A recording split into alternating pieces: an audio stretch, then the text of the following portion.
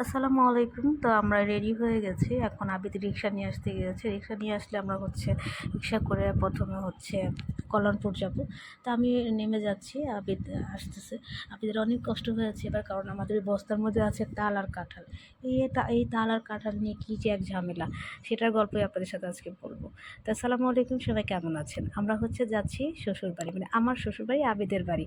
তো প্রথম রিক্সা করে আমরা আসলাম 40 ফিটের মাথায়, এবং এরপর সিএনজি নিয়ে আমরা যাচ্ছি কল্যাণপুর। তো অনেক দিন পর রিক্সা এবং সিএনজিতে ওঠা, আমরা তো সচরাচর উঠি না। আমাদের মনে হয় 4 থেকে 5 বছর পর বাস, সিএনজি এবং রিক্সায় ওঠা হলো। তো আমরা আসছি এখন কল্যাণপুর। এখানে মিনি বাস করে আমাদেরকে মতিঝিল নিয়ে যেতে হবে, নিয়ে যাবে। এরপর মতিঝিল থেকে বড় বাস করে তারপর আমরা যাব ঢাকার বাইরে। তো বাস পুরো ফাঁকা, এখনও কেউ আসেনি। আমরা এখানে বসেছিলাম অনেকক্ষণ, এরপর বললাম কখন আসবে। তো এখনও কেউ এখানে আসেনি। তো আমরা দুজন ছিলাম মাত্র, আমাদের দুজনকে নিয়েই পরে ড্রাইভার ভাই রওনা দিল। এরপর আমরা দুজনেই গেলাম। এই পুরো বাসে শুধু আমি আর আবিদ এবং ড্রাইভার ভাই। আর এই যে আমাদের তাল আর জামা কাপড়ের ব্যাগ। তো এই তাল আর কাঁঠাল নিয়ে কি এক মহা প্যারা। তো আমরা এই তো এখন যাচ্ছি মতিঝিল। এখনও দেখেন রাস্তা পুরো ফাঁকা। আজকে শুক্রবার ছিল, এই জন্য রাস্তা পুরো ফাঁকা ছিল। আলহামদুলিল্লাহ বেশ তাড়াতাড়ি চলে আসছি। তো এসে আমরা মতিঝিল যে দেশ ট্রাভেলের যে ইয়েটা আছে, বসার জায়গা বলতে আমরা বসছি। এখানে আরেকটা স্ট্যান্ড। তারপর এখানে আমরা টিকিট নিলাম। আমরা অনলাইনে আগেই টিকিট কেটে রেখেছিলাম। আমাদের দুপুর 2টায় এখানে থাকতে হবে, এরপর 4টায় গাড়ি ছাড়বে। তো আমরা অপেক্ষা করতেছি। আর এদিকে আমি আম কেটে নিয়ে আসছিলাম আবিদের জন্য, কারণ আবিদ আম খেতে চেয়েছিল কিন্তু সময় ছিল না, তাড়াহুড়ার থাকায় আমি নিয়ে আসছিলাম। ছোট্ট একটা চামচ নিয়ে আসছিলাম। তারপর দেখেন একটা বিশাল খারাপ কাজ হয়েছে। খারাপ কাজটা এসির পানি পড়ে আমার ব্যাগ ভিজে গেছে, আবার জামা কাপড়ও 2 একটা ভিজছে। তো যাই হোক, অপেক্ষার পালা শেষ। এখন 4টার দিকে আমরা গাড়িতে উঠবো। পাশে যে একটা ভাইয়াকে দেখতে পাচ্ছেন, আবিদের ফ্রেন্ড, ভাইয়ের সাথে দেখা হয়ে গেল। ভাইয়া খুব ভালো একজন লোক, ভালোই লাগলো প্রথম দেখায়। তো আবিদের ফ্রেন্ডের মধ্যে ওনার সাথে আমার ফার্স্ট ভালো একটা, কি বলবো, ভালোই লাগছে আর কি। তো যাই হোক, আমরা অবশেষে উঠে গেলাম আমাদের মূল গাড়িতে। এখন এটা করে আমরা যাব যশোর ঝিকরগাছা। আমরা প্রথম সিটগুলো নিয়েছিলাম, আর আবিদের সবসময় সামনে বসে যাবে, সামনের দৃশ্য দেখতে দেখতে। তো আমারও সেই শখটা হয়েছে। তো ওরা একটু বাইরে গিয়েছে কিছু কেনাকাটা করার জন্য। কেনাকাটা বলতে চিপস, বাদাম, এই হাবিজাবি এগুলো। তো এই যে দেখেন, আবিদ হাতে চিপস নিয়ে আসছে।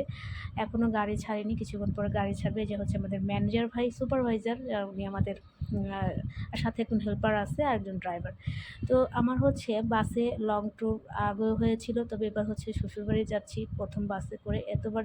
যতবার এসেছি এর আগে সবসময় মোটর সাইকেল আসছি। তো যাই হোক, ভেবেছিলাম যে একবারই চলে যাব, না এর মাঝখানে আবার এখানে থেমেছিল, নিল, ডিজেল নিল। এরপর সব কিছু ক্লিয়ার, সব কাজ শেষে এখন আবার রওনা দিলাম। তো আমি বাদাম খাচ্ছিলাম আর ওরা চিপস নিয়ে আসছিল।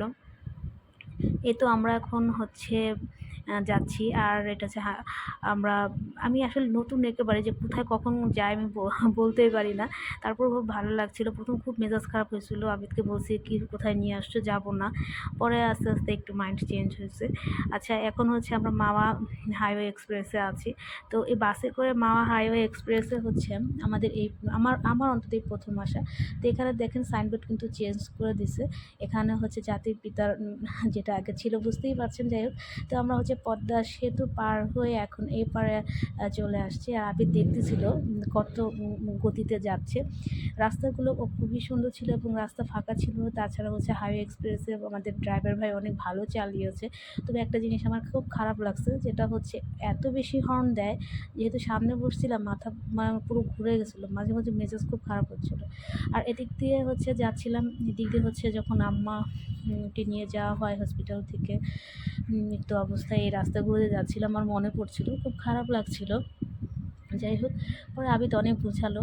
আমরা দিনের বেলা যে একটাও ফিল করলাম, এবং রাতেও, এবং মাঝখানে বৃষ্টিও হয়েছিল। সব মিলিয়ে আমাদের বাসে ভ্রমণ করা খুব ভালোই গেল। এই তোমরা চলে আসছি এখন আমার শ্বশুর এবং আবিদ দুজনে মিলে সেই তাল আর কাঁঠালের বস্তা নিয়ে যাচ্ছে।